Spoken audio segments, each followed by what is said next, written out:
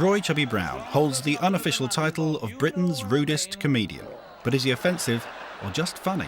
Trying to see the gynecologist yesterday. You better come with me. Hey, that's fucking embarrassing. Watching some bloke feeling your wife's minge. Especially when he found the old wedding ring behind a clit.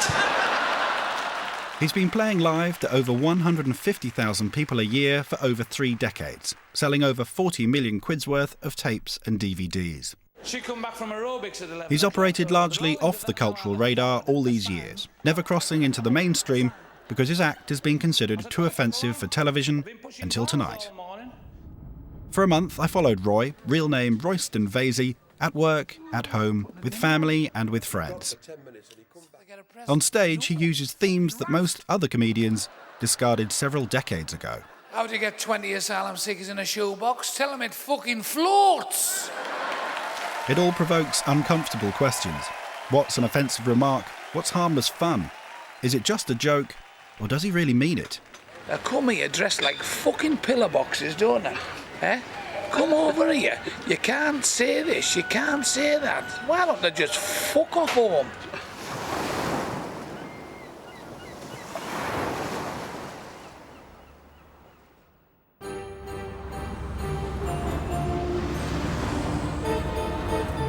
Blackpool on a Saturday night in October, where Roy's performing tonight, as he's done for the last 18 years.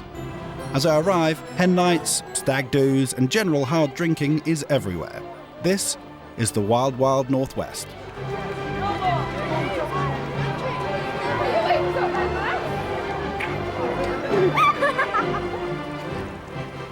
It's 8 p.m, and at the North Pier Theatre, Rockin' with Laughter, the early evening show starring the Crankies, is coming to an end.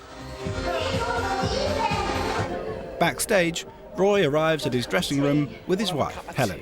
Have a cup of tea. Oh, haven't you, Kate? Yeah. He's not on till 9:30, so spends his time signing posters and going through the Chubby Brown merchandise. Do you like them, darling? Yeah, I do. I tell you what, they're really good. Let me have a look at these. Good quality, right? Yeah. There you are. Every year I bring out a Christmas card. I do the little drawings myself. Chubby's Christmas card. You know what I'd really like for Christmas? There you are, a little bit of filth for you. So what makes you so special? Lovely idea signing me pussy with your tongue, Chubs. Cracker. Oh, Chubs. Never been with a man before. Look what it says on her ass, Chubby's love books. So what if you are on in 5 minutes? I've been on for 5 days. Look at that. Oh, knob, isn't that a cracker? It's to give the fans something back. Rockin' with Laughter is over for the night. That was good. The Crankies wind down and pack up. Half an hour before showtime, Roy goes through his handwritten comedy notes. Stuff that this morning I went round for the papers this morning. All the papers, what was it like? I know I get the Sun and the Mirror and the Express and stuff like that. Sundays I get the Sunday People and I get the News of the World. News of the World's where most comics get the material from. Things that was in the paper this morning was the bird flu. George Best isn't very well. I've written down here that President of Iran has said he wants to wipe Israel off the map.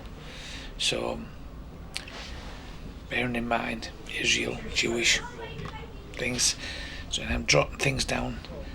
What I normally do is I'll put like Jewish, pork, little hat, Bible, the Holy Land, Bethlehem, and then I'll sit and stare at the page and try to intermingle, you know, till something comes up. The George Best thing. Now that's up to me. I'm the one who has to decide.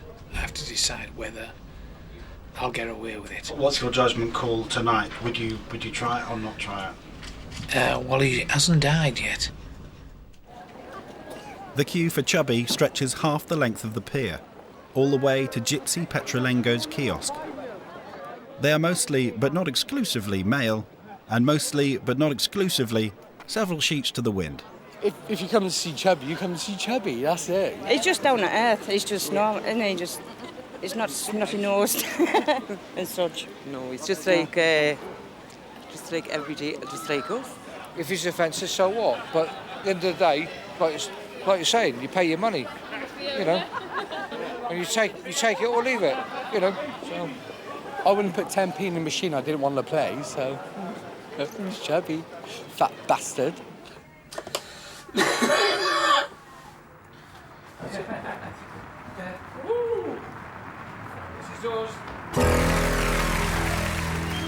The lights dim, the music starts, and the audience seem to take their own cue as the Roy Chubby Brown spectacle begins.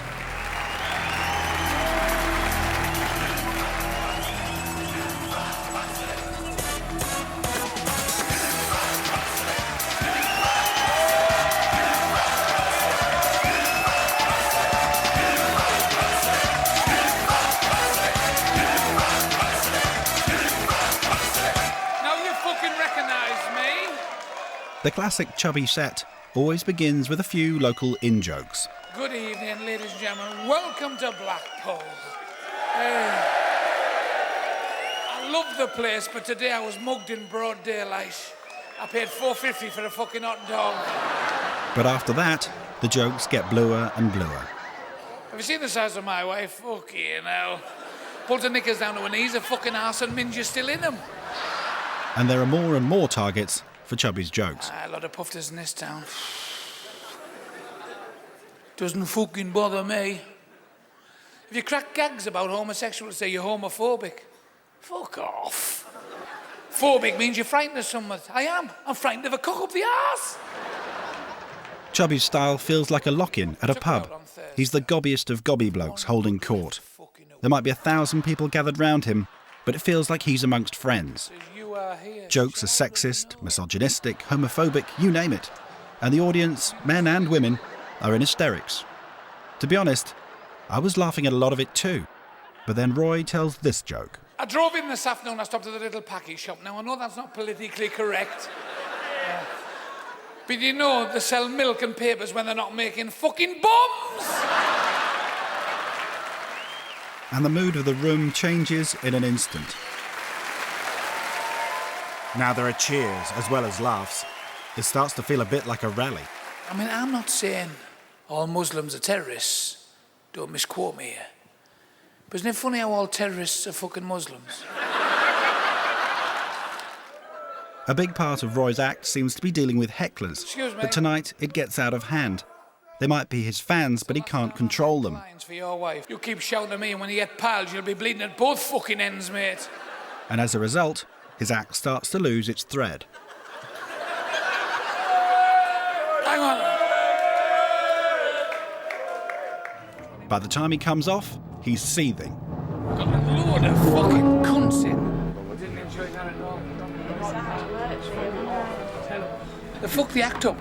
You do routines, you can't do any new stuff because they're not listening. That's what I said to Jane. Yeah. I said he's getting fed up with them. I would have come off after half an hour. I was fucking I said sick. You could tell. Yeah, I was just getting sick of him, you know. She says, is he? I said, yeah, you can tell. Absolutely. That's life, isn't it? That's work for you.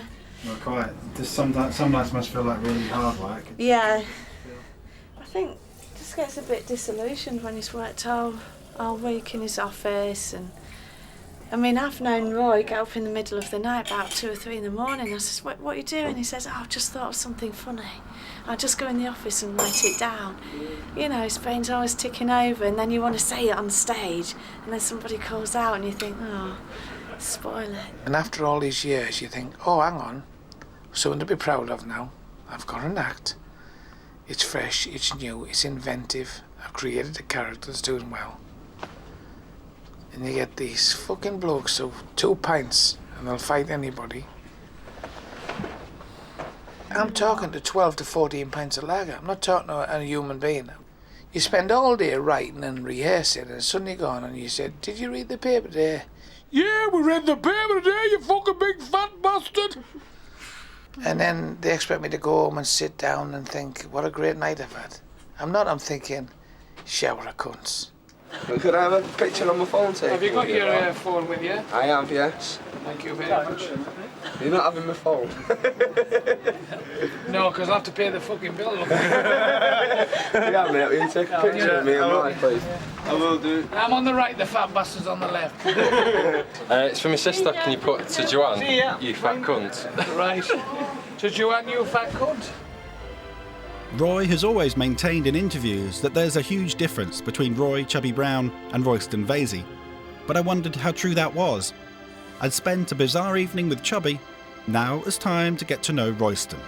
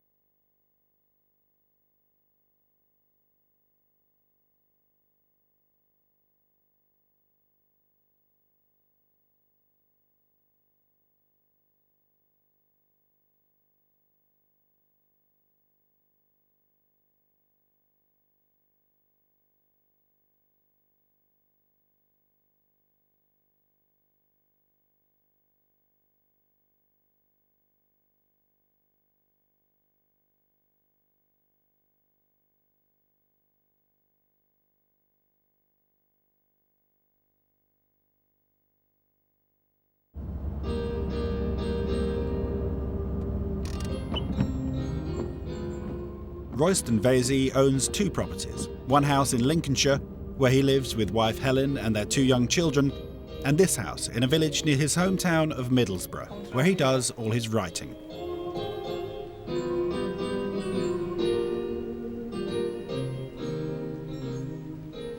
This is all full of stuff that I've written. Pages full of stuff I've written. I wouldn't care if she could cook. She made a cottage pie and the council came round and said, that's coming down. When she makes a curry, you have to have an asbestos arsehole. Oh my word. Look at that. Look at that. That was some workingmen's club about 20 years ago. Now this. Now, he was one of my heroes. Was he? Yeah. I'd never met Bob Monkhouse, but I was driving along in the car one day and the phone rang. And this voice said, is this Chubby? I said, yes. He said, it's Bob. Bob? He went, Bob Monkhouse. He said, I'm sat having a glass of wine in Barbados on veranda, and I've just had dinner with Russ Abbott. And he told me you've developed throat cancer. And I just wanted to wish you all the best. And well, I was gobsmacked. I had to stop the car. I didn't even know that Bob Monkhouse knew who I was. Have you always felt part of that kind of celebrity kind of little club, Monkhouse, what have you, Forsyth, Tarbuck? I mean, have you always felt part of that? No, or was that... well, strangely enough, I'm not of their ilk, am I really? You know, they're like superstars on the TV land, golf down at Royal Ascot. You know, they have their own club, if you like. You've never felt part of that? No, never been part of that. No, never felt part of that. It doesn't interest me. It just doesn't interest me. I'm more of... I entertain lorry drivers and road sweepers and people like that. Fitters, welders. The garage not only houses his beloved Bentley, but also the Roy Chubby Brown rehearsal space. This is a process of how I work, really. This is actually how I work. Especially in the summer months, because obviously this is the garage. I'll sit at my desk, I'll put down what I think follows suit as a script, and then I'll write it down on boards, and I'll put it there, then I will read the board, then I will turn away from the board, and then I will talk. Caught the wife sucking the milkman's cock the other day, so that's 2 people off my Christmas card list. I caught her sucking the milkman's cock, so that's 2 people off my Christmas card list. And she's faking orgasms. My mate told me. I think my job keeps me sane, keeps me alive. If I was going to pass away, I'd like to do it like Cooper did on stage.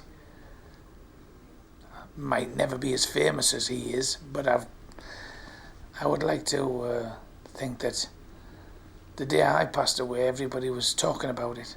You know, say, well, he might have been controversial, but he was funny. Every year, Roy has a live-in-concert DVD out for Christmas. This year's is called King Thong, and he's busy promoting it, tonight with a phone interview on Capital Gold. But out on mainstream media, it's a rocky ride for Roy. He wants to talk about his DVD, but they want to confront him about his act. Live radio. But it must seem to you now that really you can't say anything without upsetting people. Somebody was asking me, or was it not long ago, I was being interviewed for a magazine, a woman's magazine, and this lady was, all she was talking about was racialism, sexism and feminism and all this, that and the other. And she was really getting on my tits. And as she went on and on and on about the rights and wrongs, I said, if I wanted to put the world's rights at wrongs, I would have become a politician. But I left school with no O-levels or anything like that. When I left school, I was as thick as two short planks, and I don't mind admitting it. I've had a topsy-turvy life, and I've made some. It's more remarkable now that I've made a little bit of something of myself. Are there any limits? Is there anything you won't talk about? I don't talk about abusing children and things like that. I'll hit on the subject by mentioning people that's in the news, like Gary Glitter and Michael Jackson. But personally, it's not the kind of subject I talk about. I don't do very many religious gags because I don't know any funny ones, and I don't bend my mind that way. Does it not bother you that people think you're just some thick thug that goes around doing the most outrageous humour and offending people? Because you're not like that. A lot of people, they just can't see the man and then see the act. It's two different people. You call me schizophrenic if you want. I'm not bothered. That was hard work, isn't it? How'd it go? All right. Sometimes they ask you questions, and you haven't thought of an answer to them. It's like a question on a question. He said, if I get too personal, you can always tell me to fuck off. I said, I can't tell you that on live radio, can I? On stage, he's a multi-million-pound success, but off stage, I could see that defending his material made Roy uncomfortable. But it hasn't always been this way. When he started off as a comedian in the early 70s, Roy told clean jokes. I come in from the shops this morning. She said, where's the baby? I said, there's the baby. She said, that's not my baby. I said, make your mind up. You told me to change it before you went out. And the only work he could get on television was even more harmless.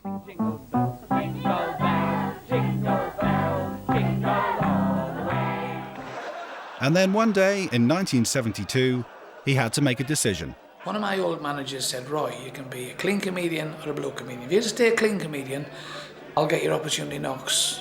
If you want to be a blue comedian, I can't get you on television. We will earn a living. I said, well, let's have a go. Well, it was difficult, I walked on stage and said, good evening, my wife's got two cunts, I'm one of them. Now, to get away with that in 1972, I've had my face spit in, I've had beer glasses thrown at me. Fat bastard's the least of my worries. He never looked back. He began to play to huge sellout crowds, and in 1985, Universal began to release a Roy Chubby Brown live-in-concert video every Christmas, selling over 250,000 copies a year. And the only work he did on television for the next 18 years was acting in The League of Gentlemen as the mayor of the town, a town called Royston Vasey. Mayor Vaughan, thank you. It's a fucking pleasure. Dartford, east of London, and another packed house are taking their seats. Backstage, Roy is getting into costume, a transformation that he asks me not to film, so we talk through the door. My material is filthy blue and it's disgusting at times, and I know that, I'm not daft.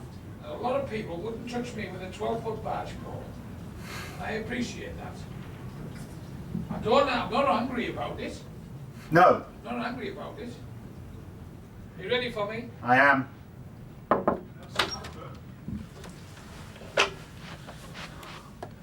Without sounding poncy and actually, do you feel different when you suddenly look like that? Well, you've got to, haven't you? You've got to. You can't be serious looking like this, can you? If Roy was aware how offensive some people might find his brand of comedy, he also knew how others saw him as their unofficial spokesman. There was a time when I thought, should I mention asylum seekers? It was only a couple of months ago. I thought we were having a lot of trouble with asylum seekers. I thought, should I mention it? Will it create a bit of a stir, you know? So there I was, I walked on stage, mentioned, and when I mentioned asylum seekers, the whole room stood up and clapped. And it was amazing, because I thought I was the only one who was thinking about it, because you do. You think I'm the only one, and suddenly the whole room stood up and clapped. What that turns into is like almost like a kind of a rallying cry. I touched a nerve, and I hadn't realised it. See, these fucking asylum seekers, they get on my bastard nerves. It said in the paper the other day, when asylum seekers get to France, they get a present. We know, a fucking raft. How do you get 20 asylum seekers in a shoebox? Tell them it fucking floats. Roy's roots are resolutely working class. He was born and raised in Grangetown, near Middlesbrough, in 1945, along with his older sister Barbara. His mum was a housewife, his dad worked at the local steel mill, but they divorced when he was 10 years old, and Roy didn't get to see his mum again for the next 7 years.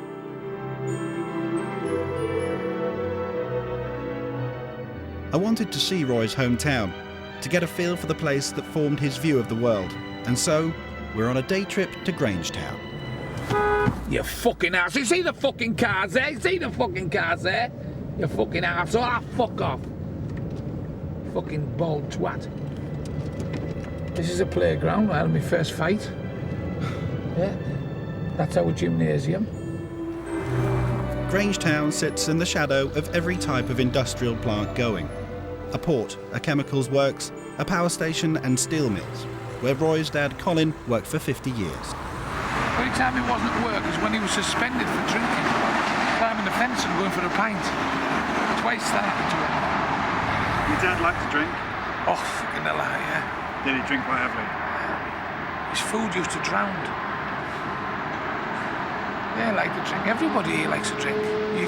You've got that on your fucking lungs all day, that muck and shit and filth. Of course you like to drink.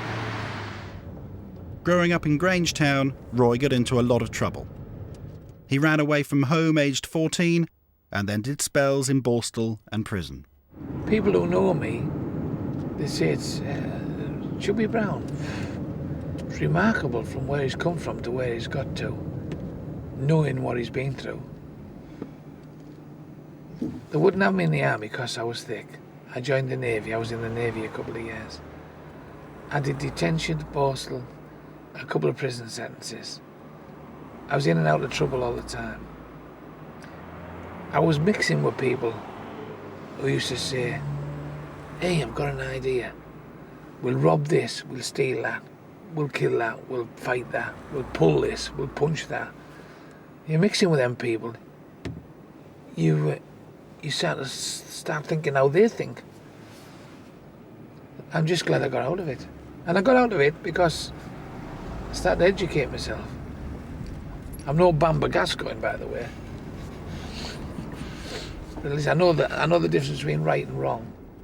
Roy takes me to see a house he'd lived in as a boy, and we meet the present occupiers. I was born down there, but I moved in here when I was a kid. I lived here. I used to camp out in that front row. That's why you've got a bed upstairs. That's what I looked like when I didn't train.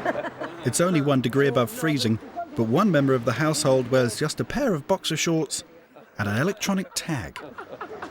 Yeah, there you go. When you come from this environment, well, you can understand, can't you? Well, you can. How lucky we have to get out of it, because you can be easily bottled up. Do you kind of thank the Lord that you're not here? Doesn't mean easy, but of course we do, yeah.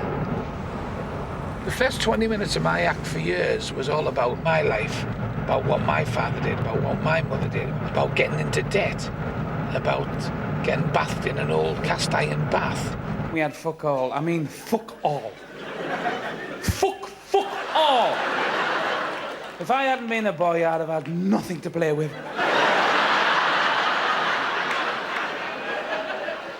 I had to wear my father's hand-me-down trousers for school, which was fucking embarrassing. Undoing the zip just to blow your bastard nose.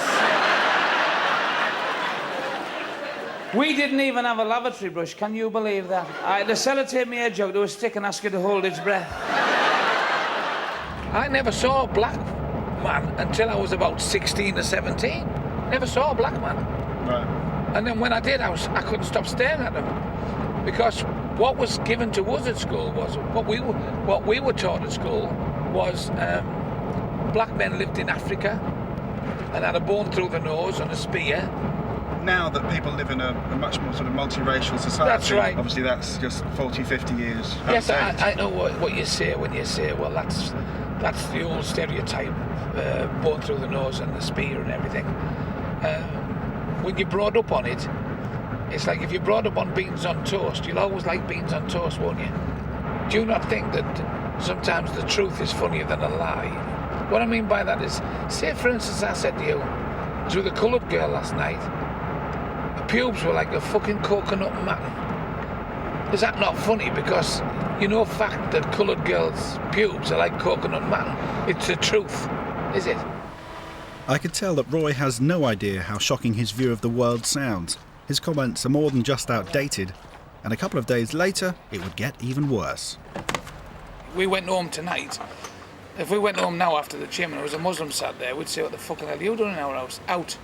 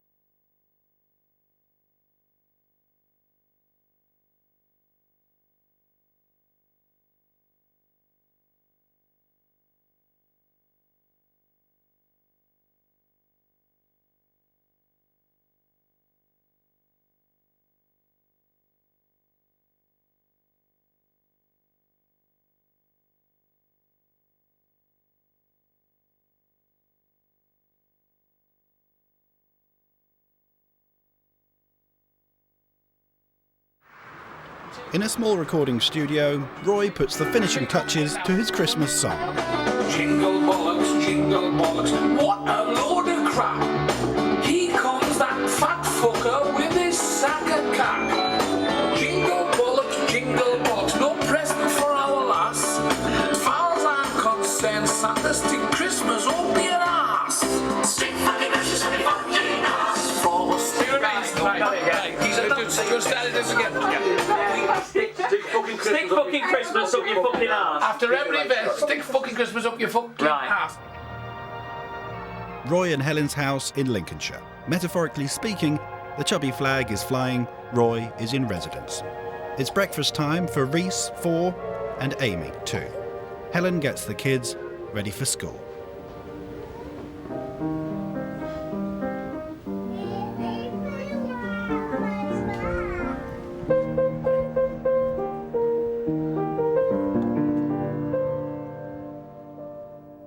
Music is an important part of Roy's life. He has a piano in almost every room in both of his houses and can spend hours on end composing, writing not only songs like Jingle Bollocks and The Dogs in Bangkok, but ballads like this one, written for his wife Helen. Ever since the world began, a woman and a man have lived in harmony. It's the same for you and me. Wives, W-I-F-E-S, washing, ironing, food, and extra fucking sex. Yesterday, run upstairs, she said, and make love to me. I said, make your mind up, I can't do fucking both. I film for a couple of days and see Royston, the devoted family man, playing with his kids and doting on his wife. Roy and Helen have been married for 5 years. She's his third wife. They met when she came backstage at one of his shows and have never looked back. I didn't think this could ever happen, whereas I would be this happy, because I'd had relationships, I'd had marriages, I'd gone through life thinking the wrong things. There's no airs and graces in this house. I can drive 5 hours from, say, Weston-super-Mare, and I arrive home here and cold, hungry, tired, and I'll walk in the door and I'm expecting, Daddy, Daddy, oh, hello, but it's not like that. They have their lives, and I'm coming in, after being to work, I'm coming into their lives, and I normally open the front door and hear, you'll have to go to the shops with no bread. I said, I've just drove, well, you'll have to go to the shops with no bread, and there's only a little bit of milk left, and if you want a biscuit, you'll have to get some jammy Dodgers. So... Keeps you grounded. Yeah. Well, that's it, after bringing back down to earth, after standing in front of about, 2,000 people. 3 years ago, Roy was diagnosed with throat cancer. We just sat down and cried, didn't we, all night? She'd been crying you've been crying all the way, hadn't you? Just couldn't take it in. Her face had shrunk. Her face had shrunk. She got there. We just couldn't take it in, and all night we just held it. She said, I've just found you and I'm going to lose you. Because that's how you think. When you've been through all that, that's what I mean. You have to live each day as it comes and live it good. Which we do, don't we? That's why we don't really argue. We just don't get a chance. Roy had to have one of his vocal cords removed. He was unable to speak for 7 months and thought his career was over. His voice is now profoundly weaker than it was, but since the operation, he's been hitting the gym on a regular basis. Today, with his mate Keith, there's time for a workout.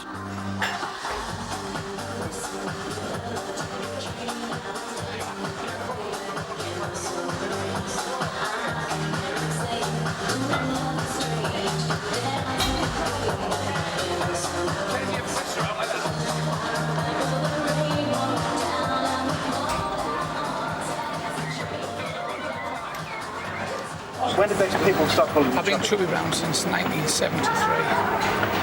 Who called you Chubby? Myself. Really? Yeah, I was, at the time, I was about 21 stone, and I had a bit of a double chin, and I decided to call myself Chubby Brown. So then you were like billed as Roy Chubby Brown? Yeah, Roy Chubby Brown. We talked about the early Chubby years and whether he's been aware of offending people. I have made mistakes in the past. I was being interviewed by a radio station, and the news come through that Bob Marley had died. And you know how a comic's brain works. I was on air and I said, what's that? He said, the news has just come in that Bob Marley has died. And I said, oh, that's good. More shit for everybody. Well, the radio station was inundated with calls, especially from West Indians with dreadlocks, you know. They were going to kill me. We'll stab the bastard, they were saying. So one of them came to the radio station, and I was still on air, wanted to speak to me, but we sneaked out the back door. Do you consider that a mistake, what you said? Or yeah, it's just comedy mind working in it. Whenever you're off stage, whenever you're not doing a gig, you know, you're at the radio station or out in pub or whatever, you must have to kind of slightly sort of filter yourself as far as what you can say and what you can't say. Do you know what I mean? Yeah, you weigh the situation up. Yeah. You can call a midget a dwarf or a midget. What's he going to do? He's a fucking midget, for God's sake. But if a bloke's 6'7" and he's built like a brick shithouse, you don't call him lofty. You think ahead.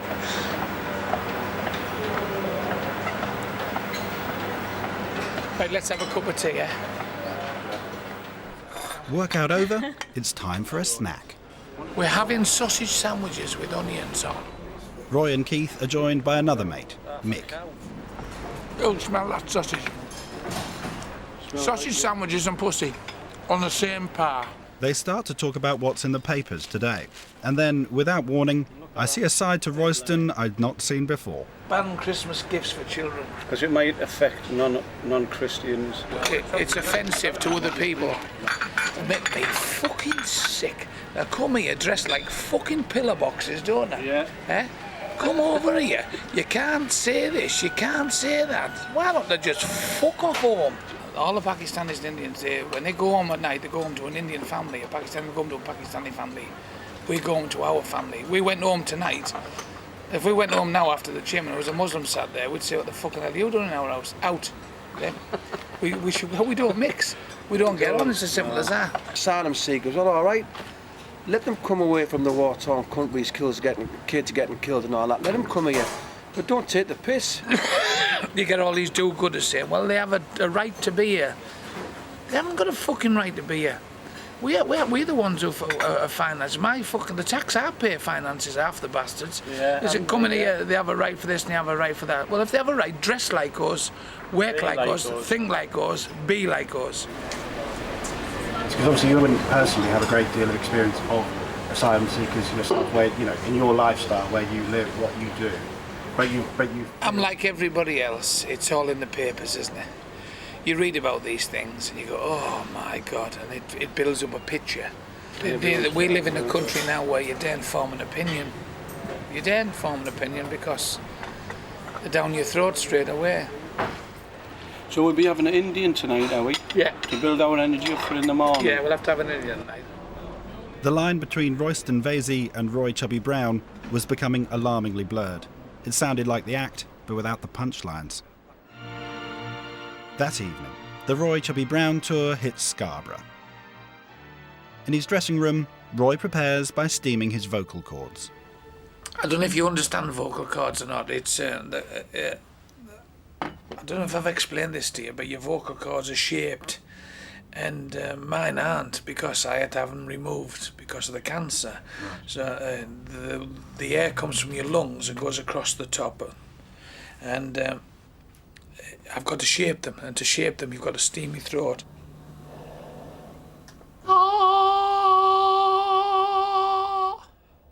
An hour before curtain up, Roy grants an audience to two local fans. Becky. Hello, Becky. My husband. Mark. Hello, Mark. How are you doing? I'm starstruck. Starstruck, yeah. I am, yeah. Pity you hadn't been here. We could have had sex. What do you do for a living then? I'm old bacon factory. All right. Yeah. Factory worker. Yeah. Pays money.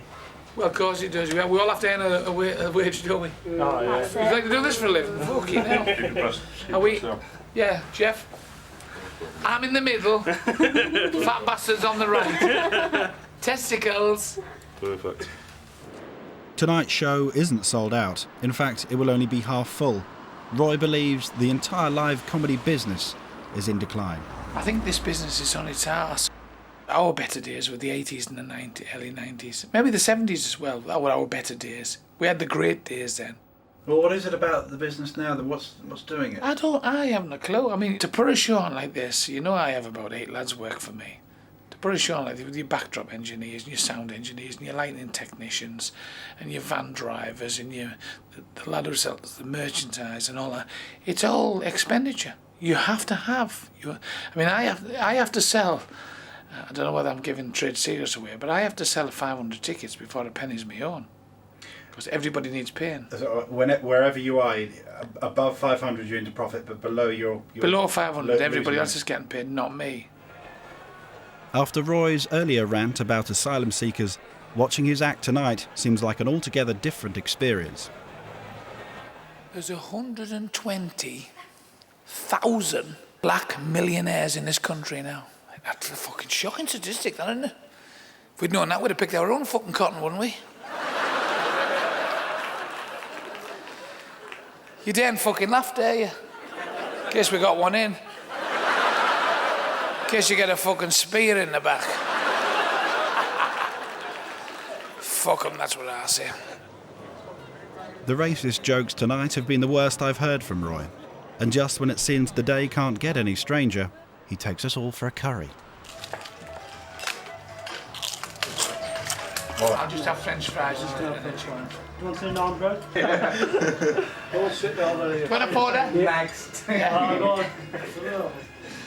Yeah. You're all making me look white. Well, this is it, yeah, you're going well, you're going pale. If I thought this was going to happen, I'd have gone in the fucking sunbed for half an hour. Cheers, Roy. Thanks, mate. Bless you. Bless you. Can I get you a drink? Can you all have a drink? Have a drink. Cheers, thanks for that, yeah. Have a drink for the staff and now. Put on my bill, please.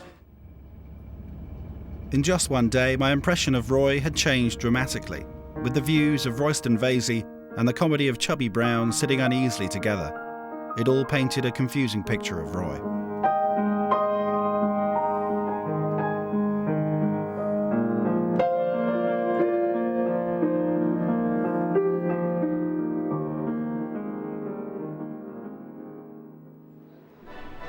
A few days later, Roy is in London for his appearance on The Frank Skinner Show, his first appearance on network television for 18 years. Together with his mate Keith, the two of them, like two large likely lads from Middlesbrough, are on their way to the studios. Well, look at that. Oh, Buckingham Palace. There's a queen in, there's a light on. Phil! Should be doing a pan of chips. I brought a box of biscuits.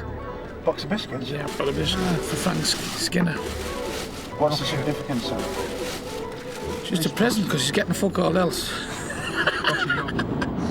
What do you think about this Frank Skinner show? Are you excited about this? Yeah, I am, yeah. I've never met him before. Apparently the show's good. Everybody watches it. It should be okay. It's a big ITV show. Yeah, I don't know. It's 18 years since I was on TV, so I don't know what to expect. Well, that's kind of a big moment for you then, Sean. Yeah, it's not the be and end all. I'm too old now to make any inroads to TV. But yeah, I'm happy about it. Have you had a chat with him beforehand? No, I haven't. No, I don't even know what he's going to ask me. I haven't got a clue what he's going to ask me. I'll just have to be on guard. Having seen some of Roy's off-guard moments, I'd have to agree with him. I get the feeling he's nervous about tonight, not that he'd admit it. He'll be appearing on a mainstream show on ITV as himself, not Roy Chubby Brown. Oh, they are. They're real, man. Isn't that fantastic? This is an alien environment for Roy, and the stakes are high. He said, let's just enjoy it. I said, don't worry, Frank. I know what you're thinking. I will behave myself.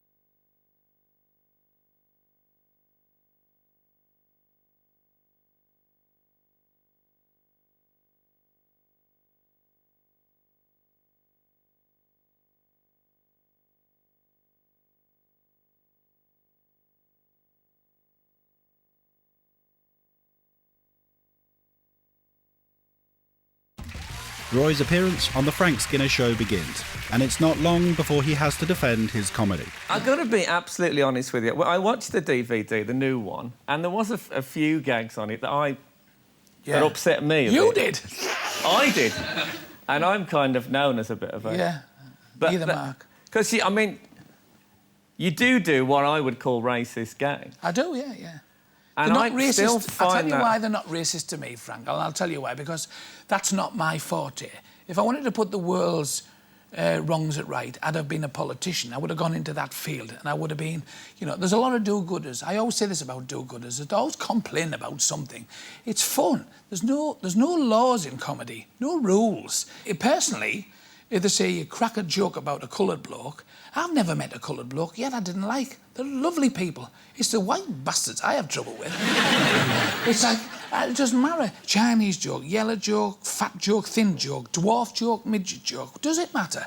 It's a bit of fun. Look in the dictionary under humour and see what it says. Well, I'm talking from gut now rather than from head, because, you know, I laughed at a lot of the stuff. And that particular stuff, I don't often get... I was not so much... It didn't piss me off, so I just found it a bit upsetting. I'm conscious of it. Frank also talks about Roy's acting in The League of Gentlemen. I think you're a really good comedy actor. But nobody's asked me before. No, but I think you could... OK, you're a racist bastard, but... When he called me a big racist bastard, all my mates were saying, why didn't you get up and punch the fucker? I said, you can't do that. They're all saying, you should have knocked the fucker out. I said, you can't do that. You'd never work on television again, you know. But in the scheme of things, I mean, would that hurt you for somebody to say that to you? Would you feel offended by that? No. In everyday conversation, though, if somebody said that, would you, I mean, away from the TV cameras? Away from the TV cameras, I wouldn't have thought anybody would call me that. They've no right to call me that. After the Frank Skinner show, the next morning, 9:30, I have a phone call from Bernard Manning. He said, Chubby, I was proud of you last night, mate. You stuck by your guns. You told them, you're just like me. You call a spade, and that's all there is to it. I said, well, Bernard, I've spent 37 years doing this material. I can't change now. He said, neither can I. Neither can I. I was coming to the end of my time with Roy, and regardless of whether he'd be interested or not, I decided to give him my feedback. I've been filming for about a month now, off and on. Watched a lot of your stuff, watched a lot of gigs, watched a lot of all this stuff, and a lot of it I find hilarious. A lot of it I find, you know, the kind of self-deprecating, war of the sexes kind of, this fat daft bloke and women hate him, or, you know, all that kind of stuff I think is... Bragging about having a big cock and really, you know, it's obvious by looking at him, there's no way... Exactly. But any joke based on race, for me, leaves me cold. Yeah. It just doesn't. It seems like... Well, it's because you're not in the same... You don't live in the same environment as us. I have to admit that us, anywhere north of Watford, we're a little bit behind the times. Can I ask you something here? Sure. Is it fair to take the piss out of women's fannies and tits and men's dicks and bollocks and homosexuality and not talk about Asian, Pakistanis, blacks, West Indians? Do you think, is that a different concept to you then? Is that... Personally, it is, because when it's talking about sex, it's kind of you're the underdog. Yeah. And when it's talking about race, it's suddenly you're not the underdog. These are fairly political statements as jokes, but they have a political, and that's why, you know, that it seems like, well, people aren't laughing as much; they're cheering. You're getting a reaction. Yeah. But it's not actually. They're not laughing. It's a lot more cheering. Do you know what I mean? If you asked if you asked the majority of my audience, do they like the fact that I tell racial humour? They'd probably say, "What are you talking about? What, I mean, explain to me what you're talking about." They're not politically minded. They're not. It's a joke, mate. It's a joke. Makes you laugh, man. Are you West Indian? I thought you were a piano with a lid up when you smiled. It's a joke. It's a joke. If you're going to walk on eggshells all your life, and you're going to be frightening you know, you're letting them win. You're letting these people win. I'm not inciting a riot. I'm not inciting to go out there and hate these people or them to hate you. We're all entitled to our own opinions. Why do we always blame the comics? Why is it the joke part of it that's no? I still wasn't sure whether Roy was trying to justify his politics, his act, or whether it all came down to him earning a very good living. I'm not bothered about what other people think. As long as my wife, my kids are all right, and I'm financially secure to help them, and I can live as long as I can. It's a very, very, very selfish attitude. I know what you're saying. I know what you could be thinking. Tonight will be Roy's last show of the season in Blackpool. It's a chilly Sunday night and the town is empty, but despite this, Roy has still managed to sell 300 tickets for this evening's performance. Even so, he'll make no money tonight. Despite the costume, I think there's very little to separate Roy Chubby Brown from Royston Vasey, but I genuinely believe that he'd be upset to think that people were offended by his material. Over the years, he's probably offended very few. After all, his fans know exactly what to expect when they turn up to see one of his shows or buy a DVD. And as long as they do continue to turn up and laugh at his act, he'll keep doing it, away from the mainstream, preaching to the converted, behind closed doors.